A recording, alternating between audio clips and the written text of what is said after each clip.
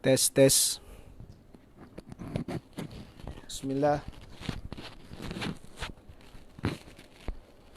Bismillah. Bismillah walhamdulillah.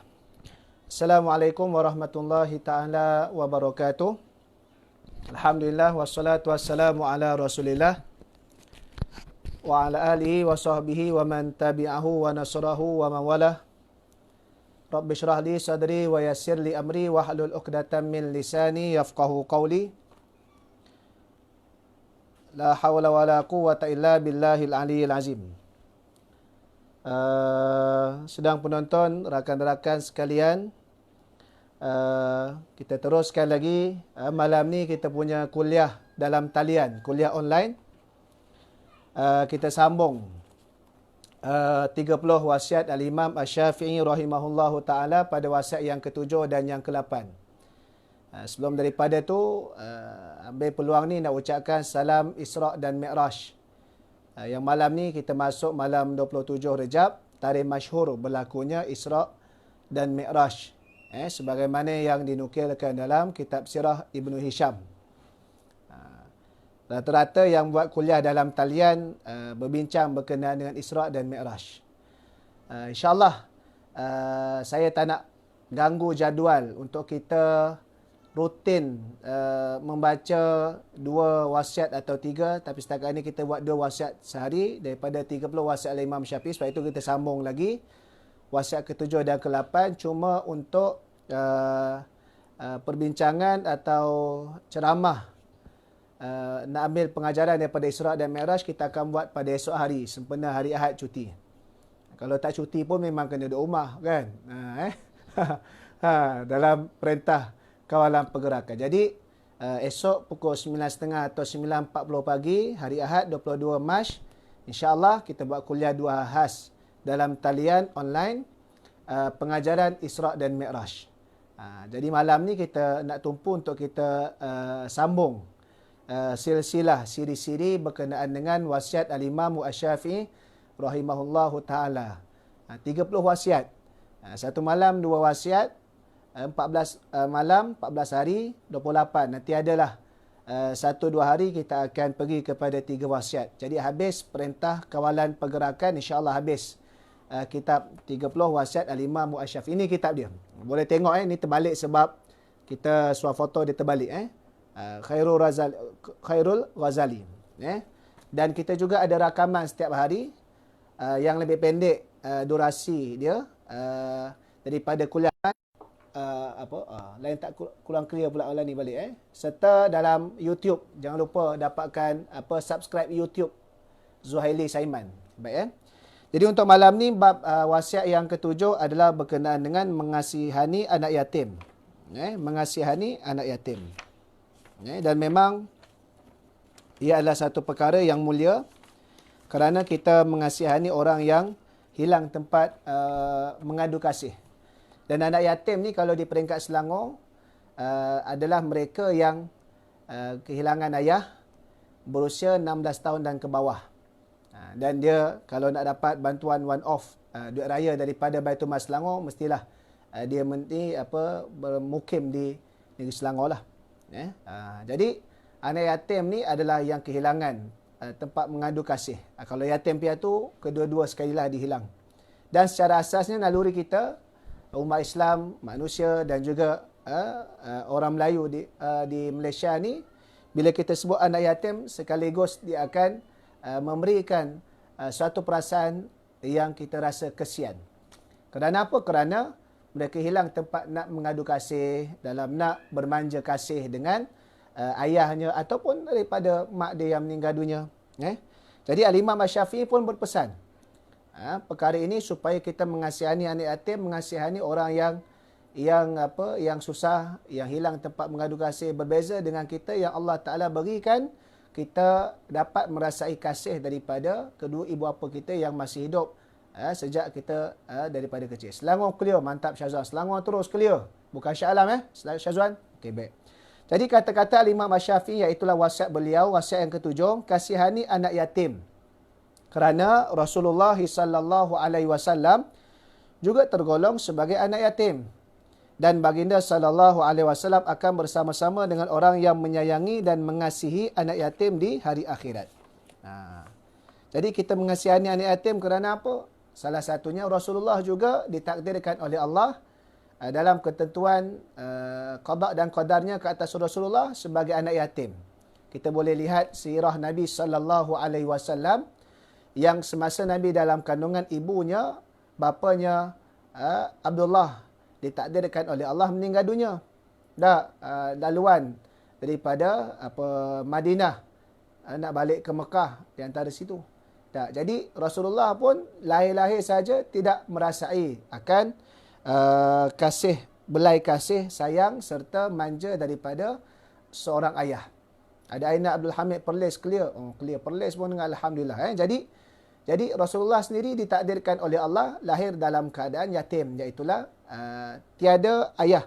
Yakni ayah dia meninggal dunia sewaktu baginda sallallahu alaihi wasallam dalam kandungan.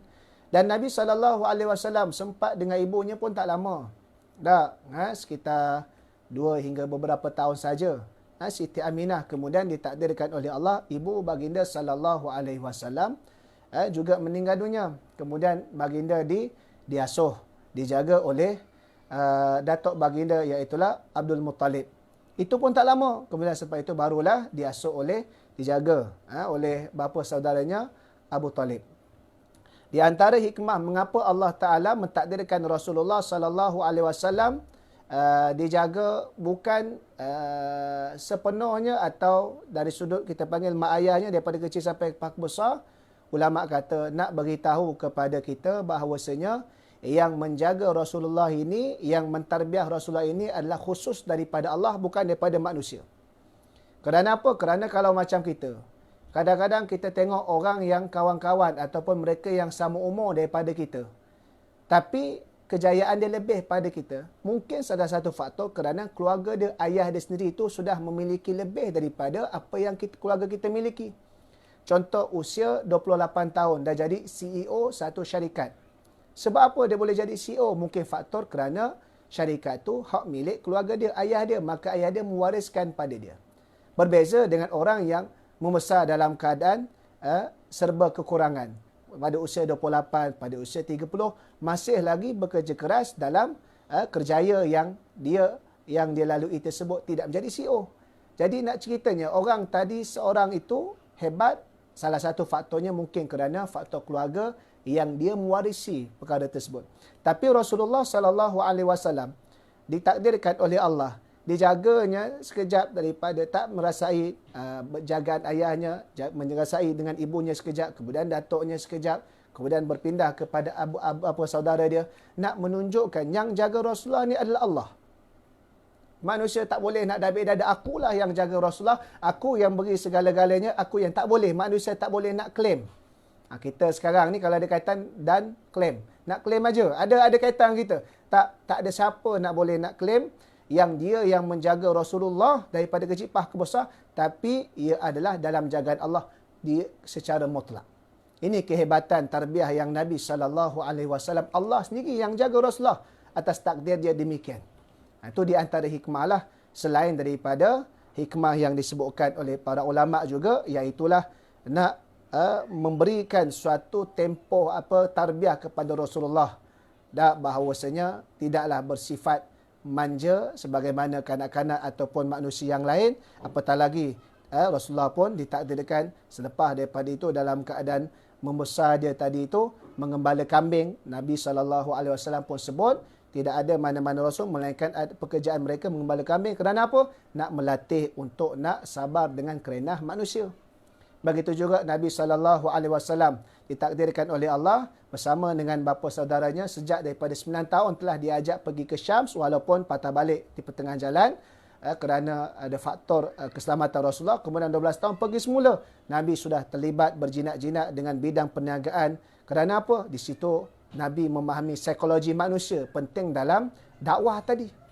Dalam marketing, dalam kita nak pujuk, dalam kita nak menerangkan. Maka itu antara hikmah-hikmah Allah Ta'ala susun ke atas diri Rasulullah SAW. Baik, jadi kita nak pergi kepada anak yatim tadi itu. Dan Nabi SAW pun dah menyuruh umat dia untuk mengasihi anak yatim. Bahkan Nabi SAW sebut dalam satu hadis, ana wa kafilul aitam hakadha fil jannah. Dan Nabi tunjuk dengan isyarat dua jari Nabi SAW ini. Ana wa kafilul aitam, aku dan orang yang menjaga urusan anak yatim ini hakadha, macam ni di dalam syurga kelak. Maksudnya apa? Kalau orang tadi itu dia menjadi sebagai penjaga anak yatim, sama ada dia membuka institusi penjagaan anak yatim secara umum ataupun dia menjaga anak yatim dengan mengambil angkat seorang anak yatim tadi itu menjadi anak angkat dia mungkin secara khusus, apa sahaja dengan niat yang baik, dengan cara yang elok, dengan tidak memakan harta anak yatim secara batil, dengan tidak mengeksploitasi akan kondisi keadaan anak yatim tersebut, dengan dipaksanya untuk kutip sedekah, dibuatnya sindiket macam yang berlaku beberapa perkara, beberapa isu yang tak elok sebut, dengan cara yang baik, dengan tidak eksploitasi ke atas anak yatim tersebut, maka mendapat pahala yang besar di sisi Allah Subhanahu wa taala. Bahkan dia bersama dengan Nabi sallallahu alaihi wasallam di dalam syurga. Ini menunjukkan mengasihani anak yatim ni mendatangkan pahala yang besar, bahkan ganjaran yang cukup lumayan di hari akhirat kelak. Dan kerana apa? Kerana orang yang menjaga anak yatim tadi, secara asasnya dia telah mengorbankan masa dia, pemikiran dia, tindakan dia, harta dia dan apa sahaja kepada seseorang, iaitulah budak anak yatim tadi itu, yang sebenarnya bukan di bawah tanggungjawab nafkah dia untuk dijaga secara wajib, tapi dia mengambil secara sukarela. Bermaksud dia ada sifat ihsan ke atas seorang insan yang lemah pada hakikat zahirnya tadi itu, kerana tidak ada tempat nak mengadu kasih. Tak ada tempat dia nak dipayungi oleh seorang yang dinamakan sebagai ibu ataupun bapa tadi itu. Dan maka orang tadi itu dia tak ada kaitan dari sudut penjagaan nafkah, dari sudut kekeluargaan. Dan yang kita panggil dia bukan anak orang tersebut. Orang tadi pun bukan bapa dia, bukan ibu dia. Tapi dia ambil, dia asuh, diberi makan, diberi minum, diberi tempat tinggal, tempat berteduh, berpakaian, diberikan perasaan dia, sentuhan dia, emosi dia dalam nak menggembirakan anak yatim tadi itu daripada kecil sampai pah ke besar, dengan didikan ilmu, dengan disekolahkan, dengan diletakkan di tempat-tempat yang orang tadi itu mendapat hak yang selayaknya, maka itu adalah pahala besar yang mana telah dicurahkan kepada orang tersebut. Maka sebab itulah mengasihani anak yatim ni adalah satu perkara yang besar. Bahkan jihad sebenarnya ia menjadi sebagai jihad untuk pahala dia yang berpanjangan. Sekalipun anak tadi itu bukan anak kandung dia, tetapi dia telah memberikan satu didikan, hasil daripada didikan tadi mungkin dengan kewangan yang dibiayai, mungkin dengan penjagaan yang dicurahkan, dia membesar sebagai seorang manusia yang baik, sebagai seorang yang soleh, sebagai hamba yang soleh dan solehah, berbakti kepada Allah dan pada agama. Hasil daripada pengorbanan dalam membesarkan tadi itu, dia turut mudah-mudahan mendapat saham bersama. Kerana apa? Kerana hadis Nabi SAW, man sanna sunnatan hasanatan fil Islam falahu ajruha wa ajru man amila min ba'dihi min ghairi ay yanqusa min ujurihim syai'a. Nabi SAW sebut, siapa yang memberikan atau menunjukkan satu teladan sunnah, teladan jalan yang elok di dalam Islam, falahu ajruha, maka dia dapat pahala sebab dia buat benda baik. Wa ajru, dan pahala man amila min ba'di, orang yang buat selepas, orang yang turut dia buat selepas pada tu, min ghairi ay yanqusa min ujuri syai', tanpa dia mengurangi pahala orang tersebut. Maksudnya bukan dia ambil pahala orang tu. Orang tu dia ikut perkara baik tetap dapat pahala. Orang yang pembuat teladan yang baik tadi dapat pahala juga. Dia pahala yang buat sebab dia pahala jadi contoh kepada orang yang buat tindakan yang baik tersebut. Sebab itu boleh diambil pengajaran yang umum ini kepada mereka yang juga jaga anak yatim. Ibu bapa pun dapat pahala ni bila dia didik anak-anak. Tapi mereka yang menjaga dan mengasihani anak yatim tadi itu dengan membesarkan dia, dengan diberikan apa-apa perkara yang selayaknya sebagai kebajikan dan ihsan, maka dia juga mendapat pahala tadi itu. Sebab itu, walaupun sekarang, walaupun kalau ditanya, Ustaz, zakat boleh tak beri kepada anak yatim?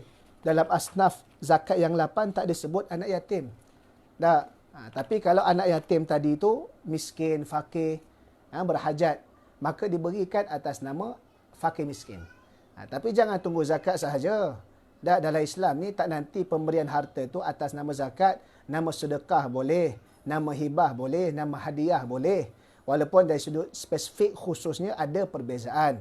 Tapi dari sudut umumnya, kesemua ini adalah kita memberikan harta jalan Allah kepada sekian individu ataupun sekian tempat bagi tujuan yang pertama sekali adalah untuk kita mendapat redha Allah dan pahala sisi Allah. Itu yang umum lah. Kalau yang secara khusus, mungkin ada beza perbincangan dia. Tapi secara khusus, jangan nak tunggu zakat saja. Tapi kita boleh sedekah boleh, hadiah boleh, hibah boleh dan seumpamanya tadi itulah. Maka mengasihani anak yatim. Kalau zaman Nabi SAW, juga zaman sekarang lah, tapi kita relate kepada sirah Nabi SAW, apabila orang-orang lelaki berjihad keluar berperang di medan perang. Bila jihad perang ni sama ada balik hidup ataupun tak balik, iaitu syahid di medan jihad. Maka apabila matinya, syahidnya Allah Ta'ala mengambil sebahagian tentera itu sebagai ganjaran nak diberikan syahid, maka ada kalangan mereka yang meninggalkan anak-anak. Yang meninggalkan anak-anak yang masih kecil, yang memerlukan kepada support, yang memerlukan kepada penjagaan, yang memerlukan kepada dari sudut kebajikan untuk diberikan kecanaan tadi itu. Maka ini benda yang dibuat dari sudut dalam nak menjaga perkara tersebut. Tak sama ada kaedah ada apa yang berlaku berkahwin ke, ataupun mengambil sebagai anak angkat ke, ataupun tidak berkahwin, tidak mengambil sebagai angkat, tapi dipergiatkan kegiatan ibadah kebajikan kepada tempat-tempat yang memerlukan. Maka ini adalah satu perkara yang baik. Dan ingat, bagi mereka yang ada kelebihan, kita membantu orang yang susah. Termasuklah salah satunya anak-anak yatim khususnya. Walaupun mungkin kita lihat ada setengah tempat anak yatim ni orang kata macam mewah kerana semua orang bagi ke dia. Tak apa.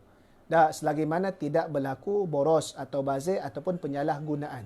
Tapi kena ingat, walaupun mereka faktor material mungkin ada sesetengah tempat yang dilihat macam cukup, tapi kena ingat mereka tetap tidak ada tempat nak bergantung kasih, nak mengadu kasih. Mereka tidak ada tempat dalam nak mengadu kasih tadi itu. Berbeza dengan kita. Yang Allah Ta'ala berikan kelebihan pada kita, dapat merasai kasih mak ayah, dapat nak mengadu kasih, dapat nak bermanja. Sebab itu Nabi SAW kalau jumpa budak kecil, Nabi usap kepala dia. Jumpa anak yatim yang kecil, Nabi usap kepala dia. Maksud usap tadi itu sentuhan, menunjukkan kita sayang kepada dia, kita merasai kewujudan dia. Dan begitulah kita. Kalau mungkin yang dah besar sikit, pada urufnya kita usap kepala tu tak biasa. Kan? Orang Melayu ni, dia ada perkara yang sensitif. Jadi kita usap bahu dia. Kan? Kita pegang bahu dia, kita peluk dia seumpamanya. Kan? Jadi itu menunjukkan bagaimana kita menunjukkan kasih sayang kita kepada hamba-hamba Allah yang Allah Ta'ala takdirkan mereka melalui kehidupan tanpa ada tempat mengadu kasih, sama ada yatim ataupun yatim piatu tadi itu. Maka kalau ada tempat-tempat yang sedemikian, maka saranan dalam Islam untuk kita mengasihani mereka, bantulah sekadar mana yang boleh kita curahkan untuk kita berikan kasih sayang. Yang mana mereka tak dapat kasih sayang tersebut, sebagaimana kita yang ada mak ayah dapat merasai waktu kecil belayan kasih mak ayah dan mengadu kasih serta tempat bermanja tadi itu. Dalam masa yang sama, bila kita sebut anak yatim tadi itu, kita juga memberi amaran. Benda ni kita kena bertindak. Jangan ada mana-mana pihak, mana-mana sindiket yang mengambil kesempatan ke atas anak-anak yatim ni. Untuk kepentingan peribadi atau kepentingan perniagaan bisnes. Diambilnya anak yatim tadi itu, dikerah, dipaksanya untuk mengutip sedekah di seluruh tempat yang di bawah jagahan dia tadi itu. Jadi ini kadang jadi masalah, jadi fitnah. Kan? Bahkan ia adalah satu perkara yang dosa besar. Biasanya anak yatim ramai orang bantu masa bulan puasa saja. Jadi jangan tunggu puasa saja, walaupun kita tahu sedekah yang paling afdal adalah bulan puasa. Nabi SAW pun rajin sedekah, tapi dalam puasanya lebih banyak bersedekah. Tapi kita juga bantulah pada bulan-bulan yang lain juga dari sudut perkara-perkara tersebut. Supaya apa? Supaya kita ada 12 bulan. Kalau 1 bulan je bantu kan, nanti 9 bulan lagi macam mana? Jadi itulah. Tapi dalam masa yang sama, jangan ada sindiket. yang mengambil kesempatan kepada anak yatim. Kadang-kadang bukan sekadar sedikit ke anak yatim, sedikit kepada orang tua pun ada. Yang mana tak tahulah sama ada dia memang tak kahwin, tak ada anak ataupun dibuang oleh keluarga, sedikit dia ambil. Kita jumpa apa namanya, jual sesuatu di stesen minyak, di tepi jalan, di tepi pasar.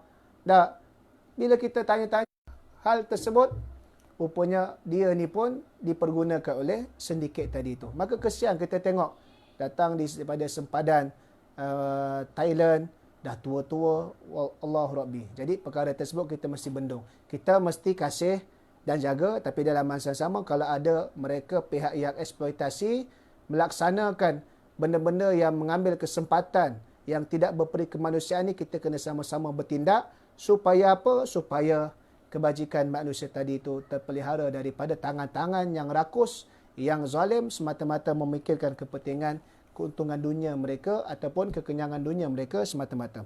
Dan wasiat Al-Imam Asy-Syafi'i rahimahullah ta'ala yang ke-8 iaitulah berbakti kepada ibu bapa. Bagi yang tak ada ibu bapa, anak yatim, kita kena kesihani dia. Bagi yang ada ibu bapa, kita kena berbakti. Wajib kita berbakti kepada kedua ibu bapa kita. Kata Al-Imam Asy-Syafi'i, berbuat bakti, berbuat baik dan tunjukkan baktimu kepada ibu bapamu tanpa mengenal lelah, tanpa mengenal letih dan lelah. Sama seperti mereka berbuat begitu sepanjang hayat mereka.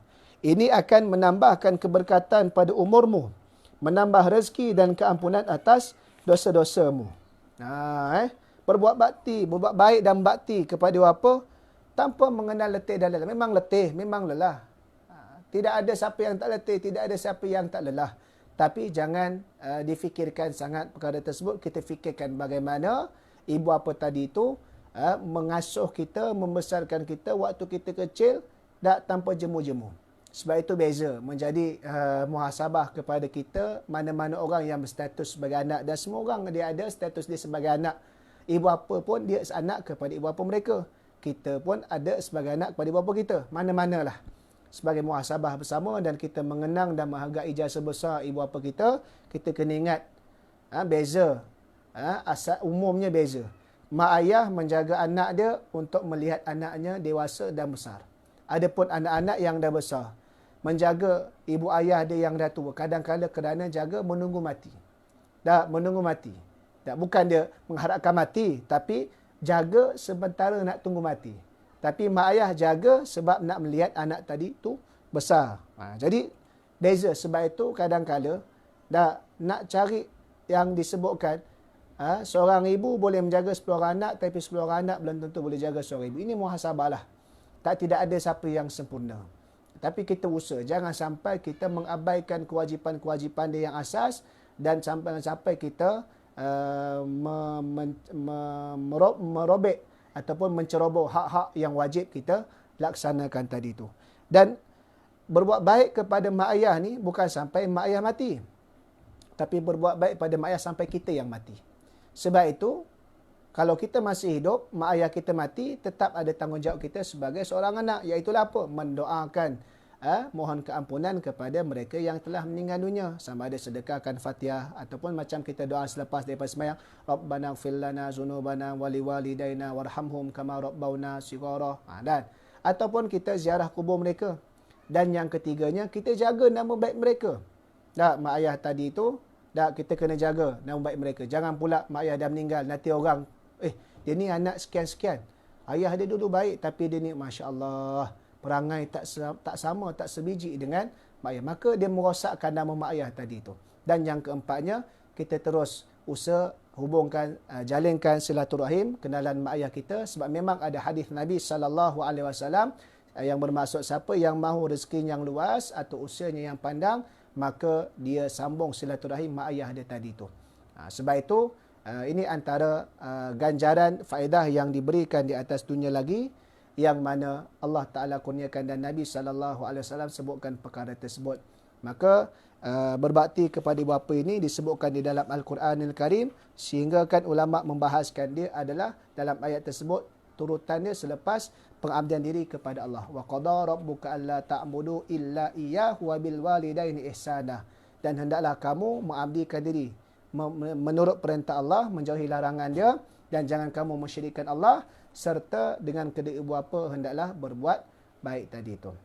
Maka semasa mereka hidup, kita jaga asas-asas kewajipan dan juga dari sudut hati mereka dan juga perkara yang menjadi tanggungjawab yang wajib. Selepas mereka meninggal dunia, kalau kita masih hidup juga, bakti kita pada mereka tak terputus dan tak terhenti. Jangan lupa doakan pengampunan pada mereka, jangan lupa ziarah kubur mereka, jangan lupa dalam keadaan jaga dan baik mereka, dan jangan lupa kita usaha menyambung silaturahim kenalan-kenalan mereka tadi itu, maka ia ada barakah di sisi Islam tadi itu sebagaimana yang telah disebutkan oleh Nabi sallallahu alaihi wasallam. Kena ingat, antara ulama sebut, kalau kita berbuat baik kepada mak ayah, ganjaran dia Allah Ta'ala segerakan di dunia ni lagi. Sejak dunia ni lagi dapat, akhirat insya-Allah dapat. Adapun kalau mereka yang menurhakai mak ayah, melakukan kekasaran kepada mak ayah, ibu bapa mereka, dan buat perkara maksiat kepada mak ayah sehingga melukai hati mereka ini dengan sengaja dan dengan terang-terang, maka ulama-ulama sebut, maka hati-hati kerana balasan dia Allah Ta'ala akan segerakan sejak di dunia ni lagi. Jadi sidang penonton, kawan-kawan, sahabat-sahabat, teman-teman, para asatizah yang bersama pada malam ni, dua wasiat Al-Imam Asy-Syafi'i yang kita bincangkan, iaitulah wasiat yang ketujuh berkenaan dengan mengasihani anak yatim, dan yang kedua wasiat yang ke-8 iaitulah berbakti kepada ibu bapa. Jadi malam ni kita sambung juga berkenaan dengan wasiat Imam Syafi'i, walaupun malam ni dah kira tarikh Isra' dan Mi'raj, banyak tempat buat ceramah Isra' dan Mi'raj sebagaimana yang saya sebutkan pada awal tadi. InsyaAllah untuk Isra' dan Mi'raj kita akan buat pada kuliah Duha esok secara dalam talian, secara online. Online ni dalam talian dari sudut terjemahan dia 9.30 9.40 pagi esok hari Ahad 22 hari bulan Mac, kerana saya tak nak mengganggu untuk kita menghabiskan 30 wasiat Al-Imam Asy-Syafi'i ini. Kita dah sampai wasiat yang ke-8. Nanti mudah-mudahan dalam tempoh pergerakan kawalan, walaupun tidak ada kuliah-kuliah di masjid, para asatizah, para alim ulama boleh ambil kesempatan dengan wasilah teknologi yang telah Allah Ta'ala kurniakan pada manusia ini untuk manfaat kita bersama. Dan jangan lupa untuk subscribe YouTube Zuhaili Saiman. Di sana juga ada rakaman-rakaman yang kita siarkan setiap hari juga, rakaman secara rakaman yang lebih durasinya lebih pendek daripada kuliah dalam talian ni, yang kita bincang secara khusus berkenaan dengan isu-isu yang berkaitan coronavirus COVID-19. Dan juga kita juga sediakan tulisan-tulisan artikel ilmiah ataupun menjawab isu-isu semasa. Boleh tengok di Facebook Abezuh Saiman ataupun halaman page Abezuh Saiman. Jadi untuk kita mengisi masa kita membaca, menambahkan pengetahuan, insya-Allah mudah-mudahan ada manfaat dia tadi tu. Jadi insya-Allah esok pagi jangan lupa 9.30 atau 9.40, 9.30 lah.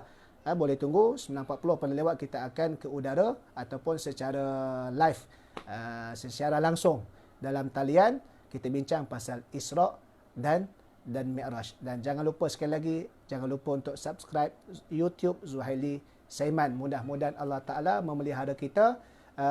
Kita doa sikitlah sebab kita duka cita hari ini dah mencecah 8 kematian yang berkaitan dengan kes coronavirus atau COVID-19. Dan dalam masa yang sama kita teruskan menggiatkan usaha memastikan rakyat Malaysia patuh kepada perintah kawalan pergerakan. Jadi sebelum kita akhiri, bacakan doa auzubillahi minasyaitonirrajim.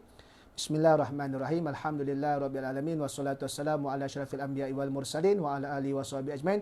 Allahumma ighfir lana dzunubana wa liwalidina warhamhum kama rabbawna shighara wa jamil muslimin wal muslimat wal mu'minina wal mu'minat al ahya'i minhum wal amwas bi rahmatika ya arhamar rahimin. Bismillahilladzi la yadurru ma'asmihi syai'un fil ardi wala fis sama' wa huwas samiul alim.